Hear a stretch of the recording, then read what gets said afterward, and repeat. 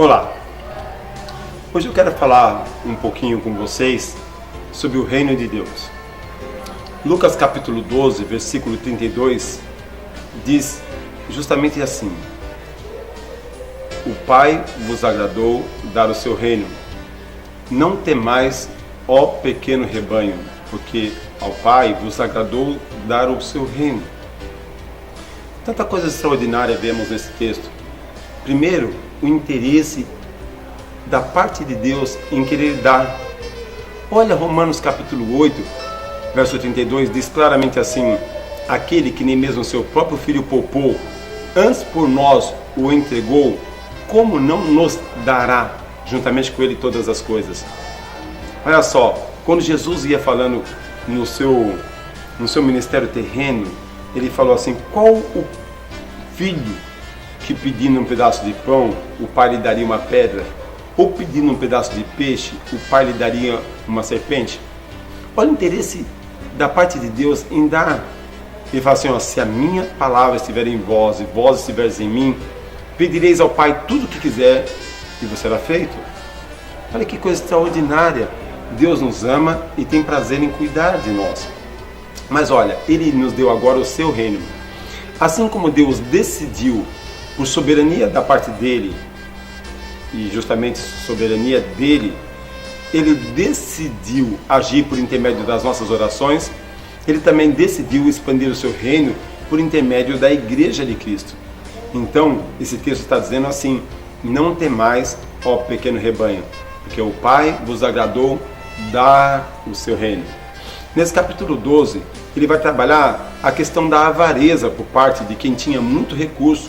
Ele conta uma história de um fazendeiro que naquele ano ele faturou muito. E o que ele pensou diante da sua produção de cereal? Ele pensou: eu vou desmanchar esse celeiro, vou construir outro maior, e eu vou encher esse outro maior, e depois eu vou dizer à minha alma: come, bebe, descansa, regala-te. E Jesus, ele coloca uma palavra assim: louco, essa noite pedirão a tua alma, e o que tens para quem vai ficar? Mas olha o coração de quem muito prosperou: comer, beber, regalar-se. No mesmo capítulo ele vai falar sobre aquele que não tem recurso. Ele vai falar assim: não estejais ansiosos por coisa alguma. Olhai os corvos, eles não plantam, não semeiam, mas o Pai Celestial os alimenta. Olhai os lírios do campo.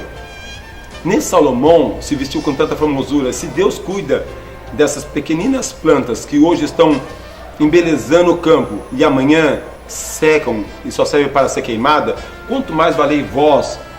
Quanto mais vale a vida do que as vestes? Quanto mais vale a vida do que o alimento?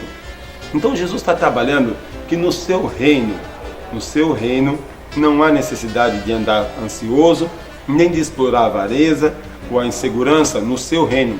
Mas se no seu reino é tudo tão perfeito e Ele nos confiou o seu reino, onde está a falha? A falha está em nós. A falha está na igreja em não exercer o reino. Por quê? Porque se cada um de nós participarmos dos nossos dons e com as nossas piedades e generosidade e devoção, o reino de Deus será estabelecido. Quero crer que quem impede a manifestação do reino somos nós. Não o reino escatológico, aquele reino que está por vir, mas o reino estabelecido agora depende da nossa atuação.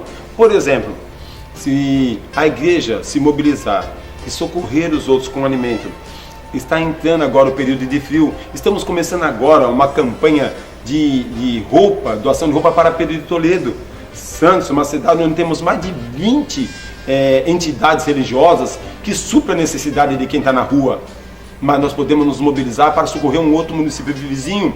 Se todas as igrejas pensassem assim, se todas as igrejas se preocupassem em alcançar pelo menos 150 crianças, esse Brasil seria diferente, esse mundo seria diferente, não haveria necessidade, ninguém passaria necessidade de alimento, de roupa, de socorro, de suprimento.